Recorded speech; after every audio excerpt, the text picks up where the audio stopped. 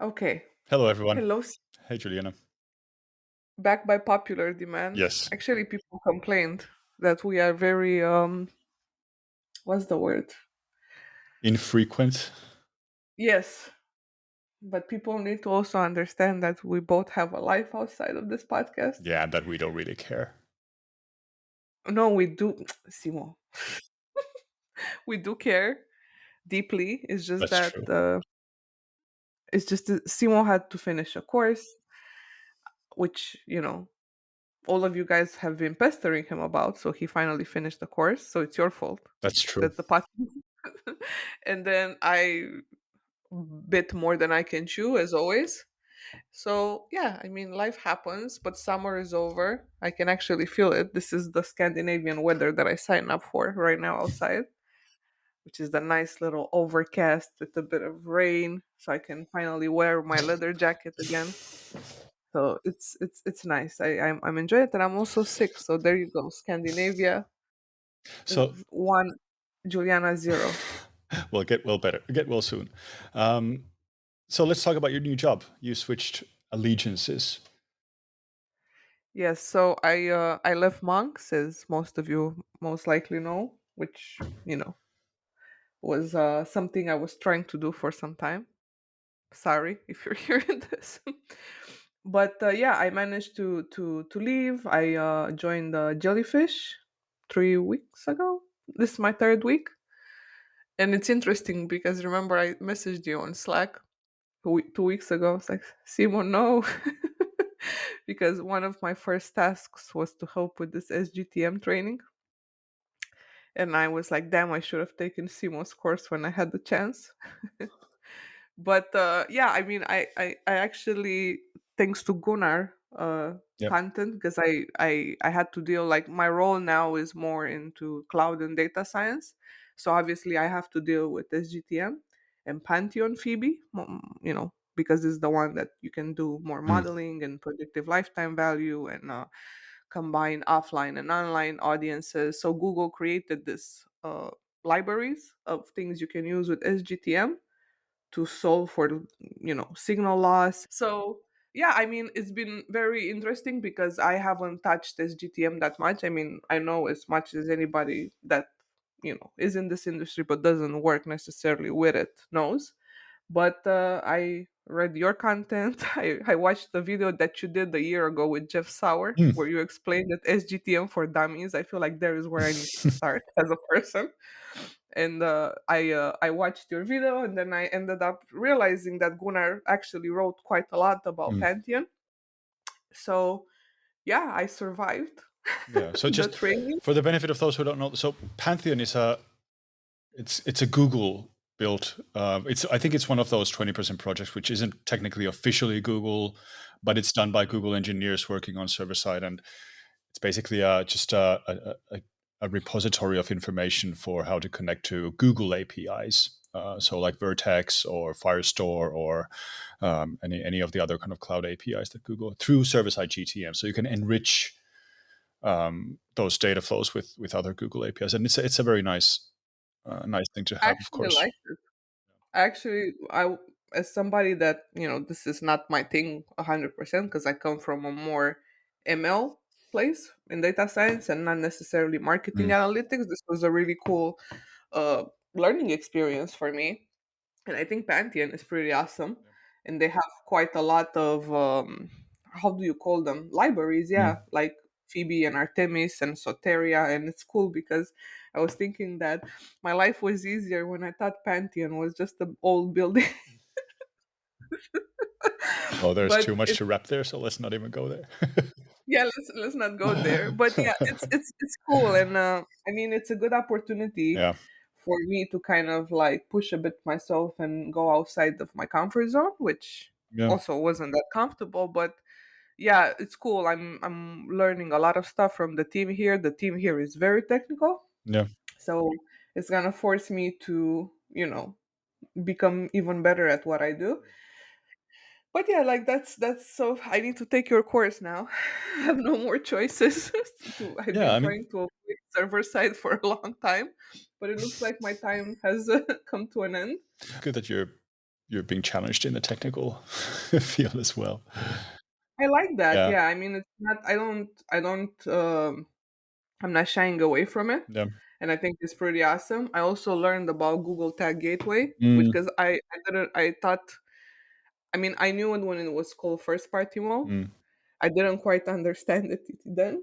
I cannot say that I fully understand it now too, but I think you can use it also if you don't have server side, right? You can use it with your CDN. So it's actually kind of a parallel solution to server side. So it Okay. solves for the problem of uh, ad blockers, and well, kind of in Ad that block. way it's the same as server side, and for Yeah. setting cookies, and you can, so there's a bit of an overlap because you can technically deploy server side GTM in the kind of same origin first party setup that Tag Gateway also does. But the difference is that Google Tag Gateway is basically a one click kind of Yeah. deployment where you don't have the flexibility of tagging. You can't just add like, meta tags and Pinterest tags and LinkedIn tags. You are just kind of replacing the Google data streams that typically would flow from the client directly to Google. You're replacing them with your own first party server proxy. So it's a proxy server. It's not a tagging server. It's very similar Yeah. to what Meta does with the Conversions API gateway. And there's actually, And I also had to learn about that too. yeah, I actually have to pitch something because we're doing, well, Measure Summit is coming up. Yes. Again, one of the best virtual events out there. And actually, Jeff Sauer and I are doing a kind of a fireside chat thing where one of the topics we'll talk about is this kind of gateway um, implementations. And we've been wondering, or at least I've been wondering. We haven't had the chat yet, but um, I could see a future because Google's also building these integrations directly with Meta and other marketing vendors. Like they're allowing that data to flow more freely. It's less Yeah. of like, which is kind of shady, but still, like it's comforting also that these vendors are talking to each other because typically they've been kind of siloed. Um, Yeah. but you could technically foresee a future where there's kind of a one-click gateway installation that handles all of your marketing vendors, not just the one who deployed the gateway. So you'll be Yeah. using Google Tag to send data to Google Tag Gateway, but then it's also instantly mapped to Facebook and to Pinterest and to LinkedIn. Which again, I think that future sounds absolutely terrifying, but it is a logical conclusion of where we're going with these hybrid client side server side setups. But isn't that copy thing doing that right now? It's Conversion API ish? well, If I understand it correctly, it's like basically you link your data, your marketing data to, and you send it to Meta, to TikTok, to LinkedIn, to Pinterest. oh, but not the And gateways. Like you still need like a tagging server for that right now. Like I don't. yeah, Yeah, yeah. So server side tagging does that right now, but I'm talking yeah. about that actual tag gateway doing it for you. So you don't need to deploy any Ah, tags okay. anymore. Okay, I get it It just now. does it kind of, all you need is a Google tag, and it basically Yeah, handles all of your downstream that market. sounds scary. It is scary, and it sounds like it sounds like a regulatory nightmare. But it is, like I said, it does sound like a logical conclusion where we are going with this, and it kind of reduces the, because tagging introduces the problem that there's a user deploying those tags and making mistakes. My camera is glitching for some reason, but who cares?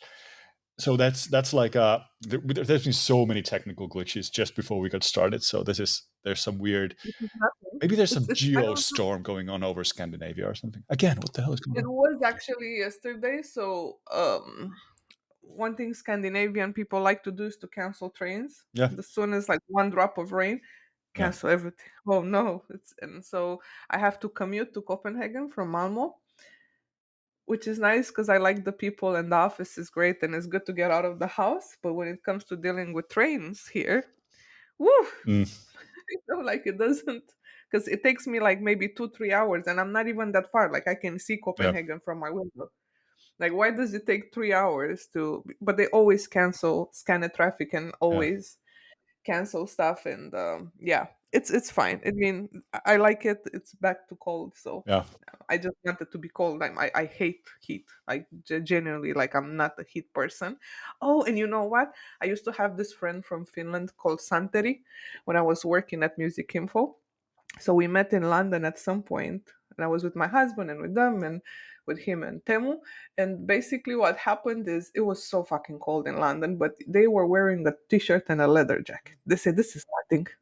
Yeah. This is no weather, Juliana. This is me doing a Finnish accent. It doesn't sound good, but anyway.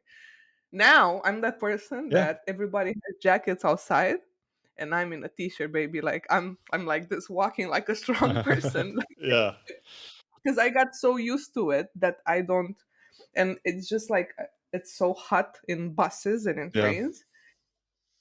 Yeah, Well, I mean, this is going all over the place. southern Sweden is almost tropical when you compare it to like other. It's Well, too to compare it hot. to It Finland, for makes it example, hot. we're so much further north, I I love don't know what Finland. is like Gulf Stream or whatever, but yeah, it's I been love raining for three Finland. days straight now here, so I love it. That's the perfect weather. it's not ideal if you have a puppy.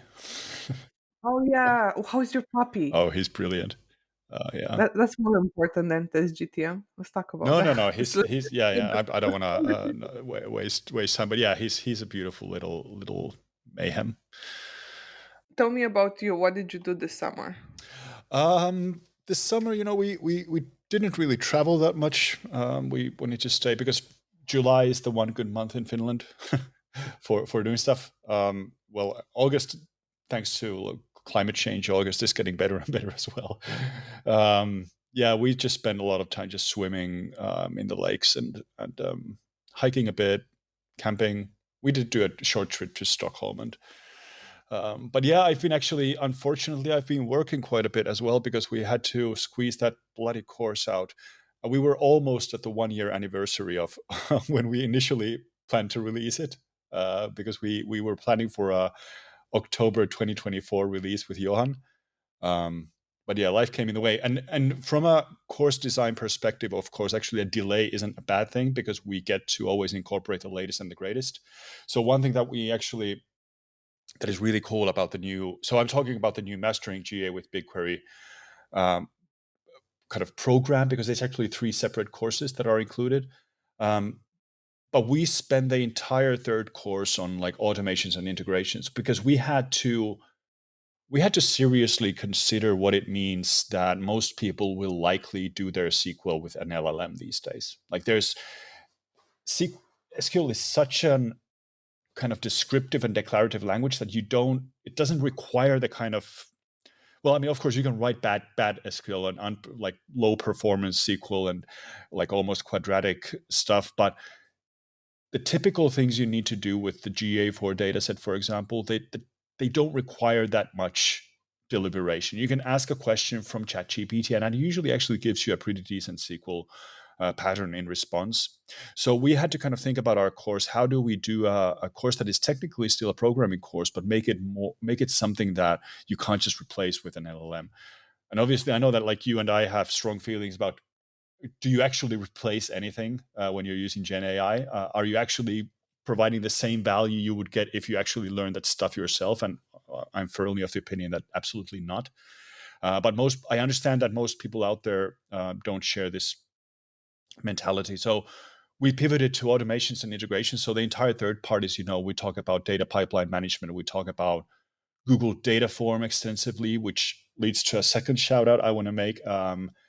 Johan and he has four other colleagues are working on GA4 Dataform, which is a free and open Balaj, source. I think. Yeah, there's What Balazs as was well the and name? Christian Korpan. Just give them. It's like GA4. we'll share the link in the notes, but it's an open source, completely free core package of Dataform models. So it's basically a one-click installation. You press a button and then it deploys all these Dataform models, and you can instantly start doing pretty advanced analysis with your GA4 dataset, combining with your ads data or whatever you like. So I think they're on the verge. Maybe by the time this episode comes out, they've already released the pro or the premium offering of GA Dataform. So take a look at that because it's a That's so cool. spectacular resource, and it was really cool that we were able to incorporate it into our course as well. So Johan does his examples using the free version of GA Dataform. Yeah, so my summer was basically that, and my August and much of my September. And now, as soon as we released the course, and of course, I'm really grateful to everyone who's enrolled. I'm now working on the next one, so there's no rest for the wicked. Um, I should have taken a What is short the break, next but I course? just didn't. What is the next course about? So the next course will be like uh, will be more about like data analysis. It's kind of aimed at more beginners maybe, so it doesn't go into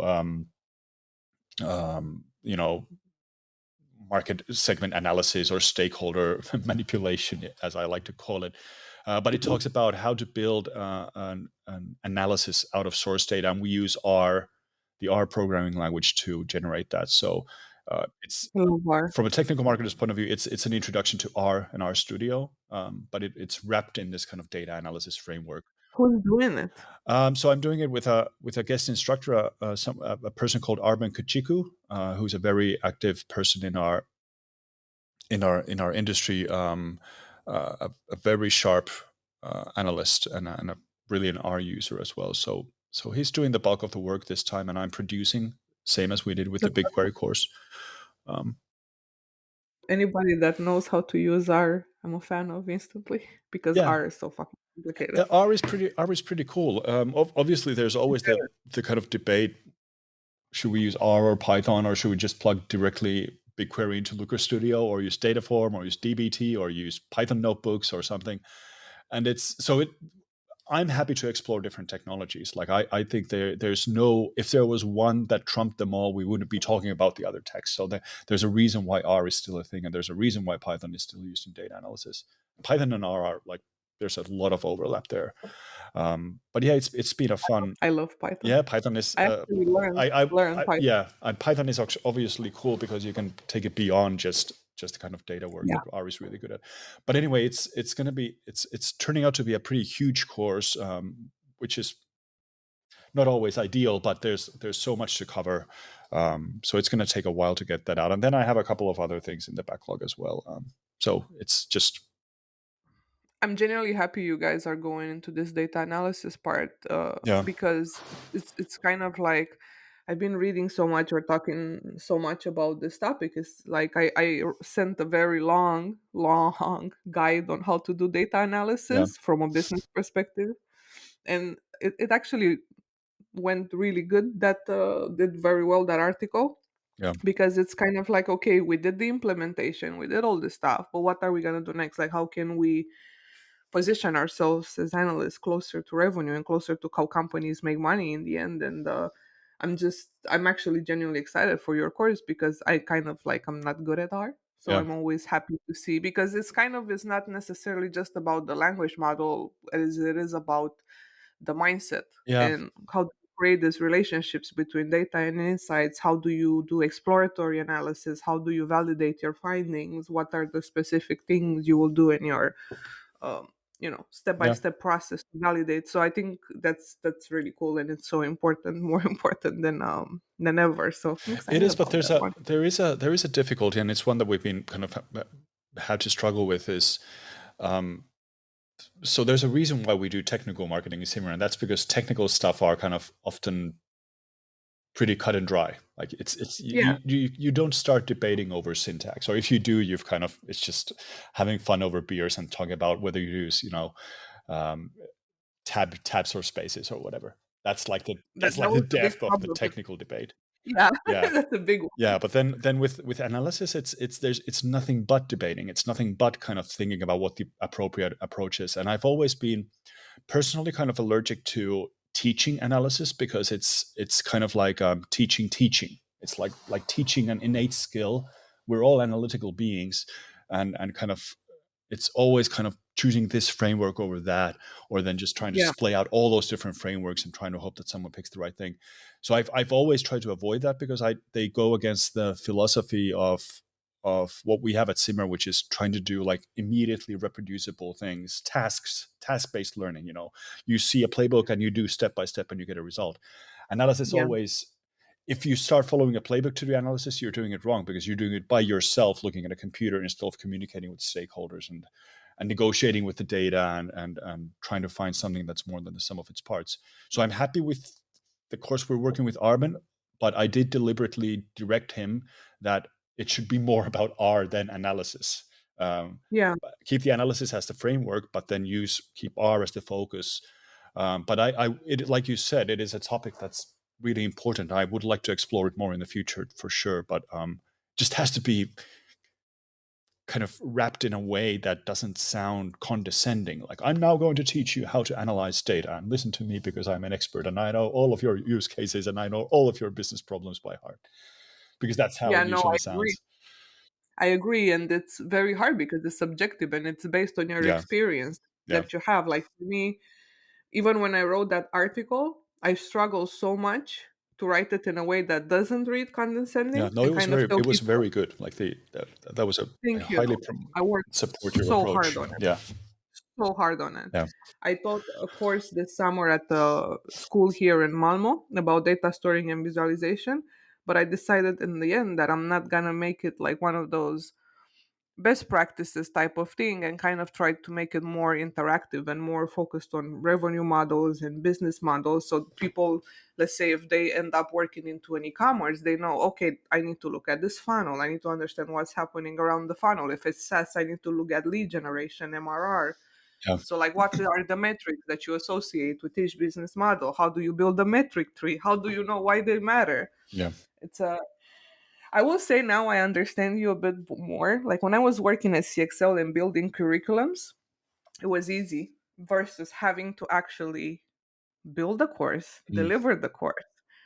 And I will also say that doing it in person in front of a class Mm. for a month, and you have to go to school every day and teach and get questions and be challenged and have to give everybody attention at the same time. Mm. That was a very, I still need to unpack this experience Mm. that I have. I feel It like is it's tough. kind of like, Yeah.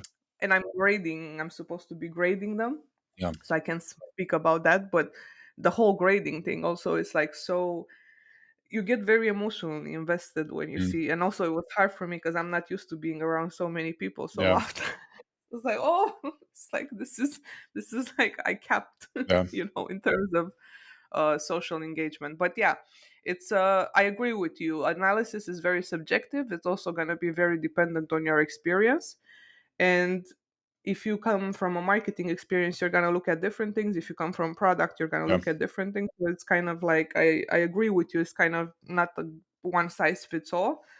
And yeah, I'm still working on unpacking this stuff. Yeah. But to kind of like change a bit the direction of the conversation here, I want us to talk and address a bit the iOS 26 thing because I've been laughing at your LinkedIn posts again. And don't do it, don't do this to me. But what do you expect? And I was laughing because my friend Adrian took your post and he was like Yeah. deleting parts of your post. That was so funny because that's what people would read your stuff. They would be like, "Oh, I need to freak out. I need to go and do like a bunch of like dumb decisions." And let's talk a bit. Like, does it change anything? What does it change? What should we do? Because I had quite a few people asking me to ask you about this, so I'm gonna shut up now. iOS 26. Let's go. So hold on. Yeah. So let's take a step back and just talk about how disappointed I am in at the LinkedIn folks again. Let's do it. Uh, yeah, like over the past month or something, it's just been so disappointing. Like, and such like prominent people of our, our industry, and such cool companies as well, and are all riding the wave of completely misunderstanding what's happening and trying to sell their patches and their server-side shenanigans and sell a future where we no longer have any attribution from click identifiers. And it's just been so disappointing. Oh Like, no. that's why we have betas and that's why we have tests that you can actually deploy them and try them out for yourself. And obviously Apple doesn't do a good job here because their release notes are vague. They're fully entitled to write release notes. We've ranted about release notes before, but they had this one sentence there somewhere that said like, um, we're adding support for uh, advanced browser tracking protections in standard browsing mode or something like that. And that was extrapolated to mean that they're going to be removing all those click identifiers.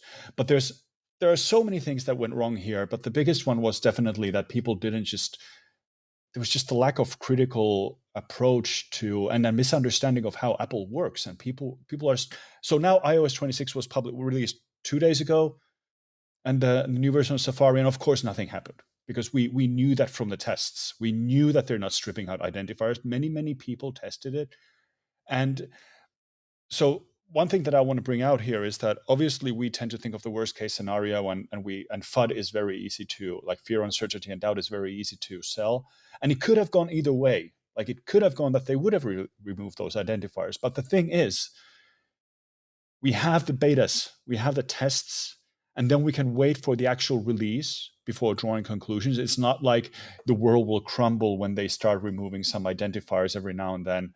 Safari is still just a segment of traffic anyway, and then we could have made the deliberations. So the funny thing is that now that we have the stable version live, which didn't strip anything out, it just added certain new features into security settings that you can toggle on, and it did add additional fingerprinting protection. So fingerprinting stuff did enter standard browsing mode, so it's more difficult to build stable device fingerprints. But the people who wrote all this BS about identifiers going over there, some of them are still doubling down on it. Either so they didn't maybe even see the release. No. Okay, so your identifiers are now gone. Did you already move to server side? Then there's this other cohort of people who are saying like, okay, so they didn't remove their identifiers, but they will because that's how Apple works. Well, actually, there is very little precedent of Apple moving um, things that actually break the internet from private browsing to standard browsing, and removing URL parameters that you expect to be there, but then they're not. That is actually a breaking change because people might write business logic and functional logic on that URL. So URL Yeah. is kind of protected. And Apple has been very careful not to do widespread breakage because they are a market leader in mobile, for example. And suddenly having websites break because of their technology decision is not a good look on them. They're not like Brave, who have such a small market segment that they can do whatever they like. Yeah. So Apple is very careful about stuff like that. And there was even some people saying that, so Apple is blocking GTM in private browsing, which they are. That's probably coming to standard browsing as well. Well, again, they're not going to start blocking network requests on a whim. They're going to introduce it with a very, very gradual beta rollout if they're ever going to go that route. And and then there's the third cohort of people saying, okay, they didn't strip out the identifiers, and they probably won't very soon, but you should still change your entire data architecture to prepare for that eventuality. So my problem is mainly that these people are chasing cloud and trying to just be the first to come up with something Yeah. against the imaginary enemy. And Yeah. even and heck, even if they did strip identifiers, and even if they did stuff like that, you still have to think about, there's a reason why people choose Safari these days, and one of them is this protected privacy. And maybe the And they're right. Safari actually don't like being tracked around the web. And now we have all these reputable marketers, again, just giving our whole industry a bad name, using terms like workarounds and circumvention, and trying to figure out ways to kind of just come up with these shady practices. And it sucks because I'm just ranting and ranting, but it really sucks because I've been a huge champion and proponent of server-side tagging. I think it's a wonderful technology. I think it gives you so much control over what kind of stuff you send to your marketing vendors. It gives you data enrichment capabilities. It allows you to reduce client-side performance obstructions and blockers. And yet, all of these kind of workarounds and these just make it sound like the only reason you would use server-side tagging is to avoid ad blockers. So take away the user's right to choose what kind of crap is installed on our websites, circumvent browser tracking protections. So take away the unique reasons why people choose a certain browser over the other, and just support the vendor messaging that they need more data. Mm, It's such a disappointing thing when this happens, and I just people see it as I'm a so disappointed. no, exactly. People see it kind of as a method to just, completely avoid responsibility Yeah, and just continue to, do practices that are not okay because you should respect it. And as you said, if people use Safari, it means they prefer that privacy and they're yeah, entitled to it, especially, yeah. like in And Europe. yeah, but you can always have the counter argument that these workarounds are necessary because Safari is always just tightening the screws. Well, you know why Safari is tightening the screws? It's They because you're coming understand up their with those user. stupid workarounds. Yeah. So it's But just, and Safari is going to win that game. Like, yeah, what's the future because of all these workarounds is going to be that there will be no more cookies, at least any cookies with a long lifetime. So I bet that also all first party cookies will have that 7-day cap at some point, yeah. regardless of how you deploy them. All these click identifiers will be removed, and Safari will start doing advanced network sniffing to find all the workarounds for those. All of these fun tools are taking away from us because we're trying to think of workarounds instead of one thing that people tend to forget here is that vendors like Google, Meta, Pinterest, Microsoft, LinkedIn, they've known about tracking protection since 2017 when ITP was first released, and they've built modeling capabilities to account for that. They know when traffic is coming from Safari, or they know how big a market segment it typically is, and they're able to um, work with that limitation using machine learning or using like observed versus unobserved data patches and gap modeling or whatever. So they are already accounting for this. This shouldn't be a headache for advertisers and for data controllers. This is the vendor's problem to address. So it's just And I think anyway. Google is addressing it. Like that's why I kind of like I told you, I kind of like fell in love with Pantheon and with what Yeah, you can do there with what you have. So you don't need to yeah, circumvent, come up with like weird templates and weird shit that you should put on top of your change everything. That's my yeah, favorite. Go server side. So you can yeah, collect all the data, all of yeah. it. It's like, bro, you're No not more doing ad anything. blockers. How No dare more. they block your precious data flows? And it's just the wrong for me now that I have a bit more context into server side. It's kind of like if I think a bit from a business perspective and from a stakeholder perspective, we are asking the wrong question. Like the question Mm, shouldn't be how to circumvent blockers and ad blockers. It should be how can we, for instance, use profit data that is mm, available in SGTM to do better targeting, to do yeah, smarter bidding. Like we're not asking the right business questions here. That's kind yeah, of my speculation. yeah, It's and not it's even a such marginal speculation. gains anyway. Like LinkedIn you, is the you it's a cesspool. You saw it is. I'm actually like I started posting less, which I'm happy about it. And yeah. Oh, it's I can't. So when I saw those comments on your iOS 26 post, I was like, I can't wait to talk to you Yeah, to, to hear your opinion. yeah, but as said, like it's possible, and it's actually I'd say that with click identifiers, it's you could almost say that it's probable that they will at some point. They're going to look at all the data they get from private browsing now, and they're going to probably start reducing their capabilities. But we also have Google has been and Meta has been working with this with first party data. Like that's their solution. And if you have like the regulatory premise at checked, like you have the consent, you have the legal basis to collect email addresses, for example, then you probably can do that. Of course, you need to make sure that it's not being misused, and there are huge risks with that. But it's not like these click identifiers will be the be all end all of everything. So it's just, again, like I said in the LinkedIn post, like let cooler heads prevail. Like when you see something like this, um, just switch that critical thinking toggle on in your head and start looking at whether there's a precedent for this and what it actually means if they do this, instead of just jumping on the bandwagon of shouting server side this, server side that, because it doesn't really even solve anything. It just lets you map a parameter a different way, which will most likely be blocked at some point in the future again. And it's So positioning server side in a very wrong way to people that I don't know think so better. too.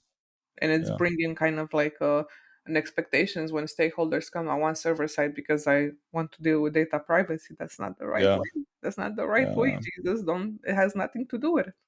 No, but So yeah, it is a tempting message. Like that's I think that like as much as it pains me to say this, if I think that there's a client or a customer who could really benefit from server side, but they refuse to even test it for some reason, I might pull that card. I might say that, but it also helps you with ad blockers and stuff like that, just to get them to adopt it because yeah, it's such a powerful message.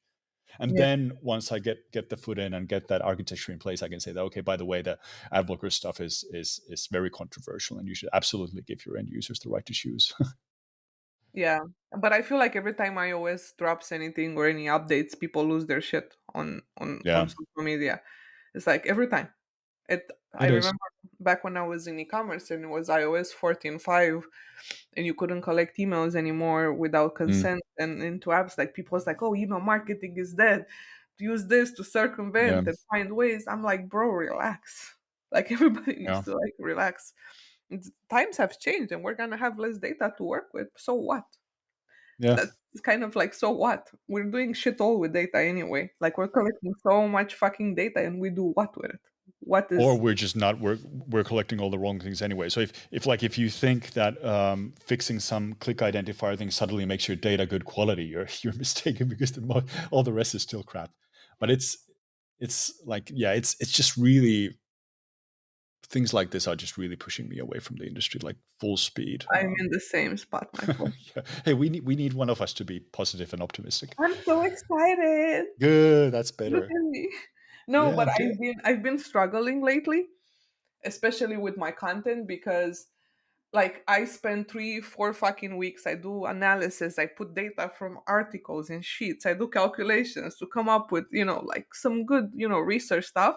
And then you see people on social media write with AI some dumb shit, get so much Mm, traction, and I'm like, why are we still doing this? Why am I still writing content? Who's my audience? But I did get to 1,000 subscribers on my Substack, that's actually. very good.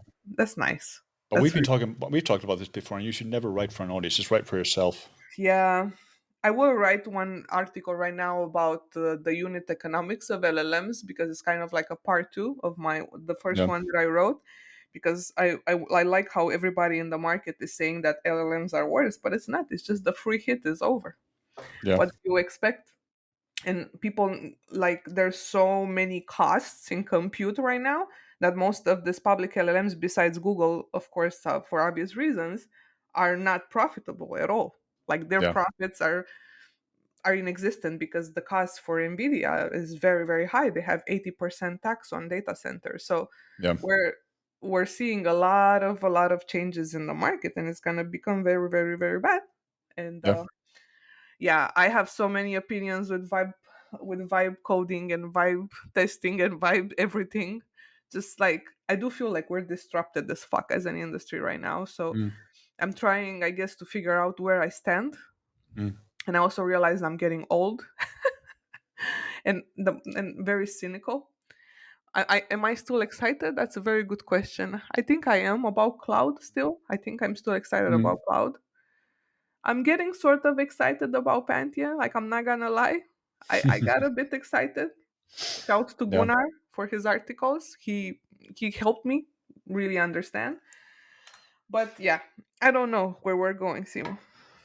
I yeah. really don't know where we're going as an industry, and I see a lot of people writing about this stuff, like about how disrupted the digital analytics space is, and where are we going with attribution. But at the same time, like, people tend to overlook the fact that like 95% of our work is just the menial everyday stuff that is Yeah, so far removed from understanding models or understanding LLMs or understanding attribution.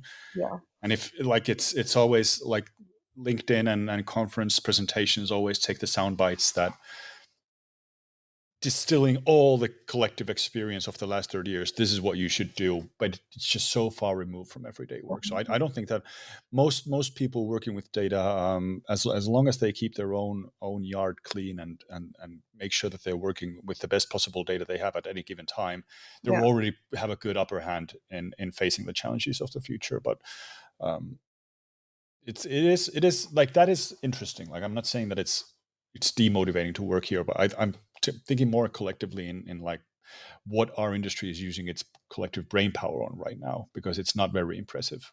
it's What, not. what the It's greatest minds not. of our generation are spending their time doing. So iOS hopefully that template. will, yeah. So hopefully that will change. It's not going to change, but hopefully it will change. One thing we do, before we're wrapping up, we do have to advertise something that Yes. in What are we? November in November, there's a Oh very my rare God! and, Yes, and I forgot. exciting opportunity.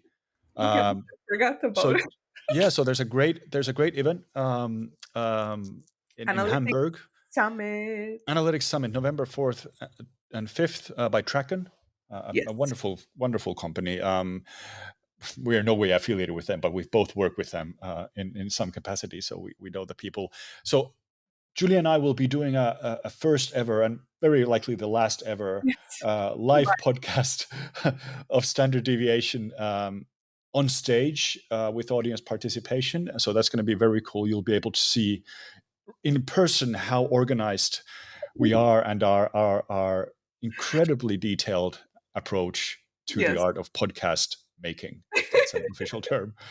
So if you haven't got a ticket yet, you can get those. And it's analyticssummit.com, and we'll share the notes. But please join us at the event, because it's going to be, and there's a lot of other great speakers as well, but I'm not going to mention them because none of them hold a candle to us. But Exactly. yeah, it's going to be the best thing ever. Um, I'm actually excited about it. oh, you are? Yes, and we prepared so intensely for it that I think it's gonna be. Yeah, Uh, I have a calendar event set for the previous day, which says prepare for the podcast. So we you have should one. invite That's me the to day it. before we leave for Hamburg. I have a notice that we have to prepare. And we're I think we're also gonna do an Ask Me Anything session, if Oh I'm not yeah, yeah, mistaken. that's true. So you can That's come true. and ask us your deepest, darkest questions, Yes, and we will only give you good answers. and don't give us feedback, please. We're good. Yes, We're no feedback. Yeah, this is not an invitation for feedback. exactly just. It's also very hard to be, better than we are already. So It is. sorry. Yes, we are Sorry perfect. about that. But I'm actually excited about Hamburg. I've never done anything like that before. Mm, And as you said, it's most likely the first and last time we're doing this live yeah. thingy. But I think it's cool. I think it's a good opportunity to kind of like discuss about what is the collective mind of the industry, as you said earlier, thinking about with everything that's Mm, happening in the space. And yeah, see you guys in Hamburg. Now you yes. pressure on me to release this before then, so Yes. Well, you have 1.5 months. You should get it done. I One think thing I do want to more pressure for you releasing this early is that we are so Simmer is sponsoring this podcast, of course, and yes. we are in the middle of our launch campaign of the new Mastering GA4 and BigQuery course. So if you want to get it at a discount, you should get it before the end of September. So if this is released on the 29th, then you're in a hurry. But if this is released in October, then I'm sorry, but the campaign is already over. Except if you were already a student of our original OG BigQuery course, then you have the loyalty discount. You'll have a loyalty discount until the end of this year. But we'll send more email about that. But make sure you visit teamsimmer.com and make use of our launch campaign And for the new alternatively, you course. can use the coupon code this deviate for Yes, 10% but it off. will not help you with the new course because that's in the middle of the launch campaign. But for all other individual courses, you can use the coupon code DEVIATE, that's DEVIATE, for a 10% discount. And once the launch campaign is over, then the coupon will work again. But this is getting so complicated. I should draw like a decision tree uh, to help people understand exactly how this thing works. Yeah, because they're gonna come and complain, the discount didn't work. Oh, we'll get our 1st of October. I just noticed that your discount is over. Can I still get it? And of course, you can still get it, but still try to get it before that. Good. Well, we will see you for the next episode of Standard Deviation Podcast live in Hamburg on the. Are you sure we could do one before? That sounds very lazy. It's 1.5 months. Okay, Well, we might have one before that, but no we might have promises. one before, but you will see us in person Yes, in Hamburg on the 5th of November, yes, because that's when we're going and leaving, and the same day yes. because we're both very social people. Very cosmopolitan, busy Yes, people. busy, busy. But it's gonna be Yes, great. We're gonna do an Ask Me Anything session. Shouts to Kraken and Google for organizing the event. And yeah, that's it. And Measure Summit's happening next month. Simo's gonna have a fireside chat with Jeff. I'm gonna do a talk about what the hell is going on in the industry. With all this, we're gonna talk about AI overviews. We're gonna talk about AI mode, SEO, CRO. Like, what the hell are we doing? And we will also have a date soonish, I think, for Measure Camp Helsinki, the best Measure Camp that you can possibly go to, and it's happening next year. And yeah, that's it. That's it for today. I think we managed to be completely unhinged as always. yes, and so we ran so long. I'm sorry for all the people who had to listen to this It's BS. fine. It's fine. Let's see how I edit this. Okay, but see you guys next time. Yes, bye bye.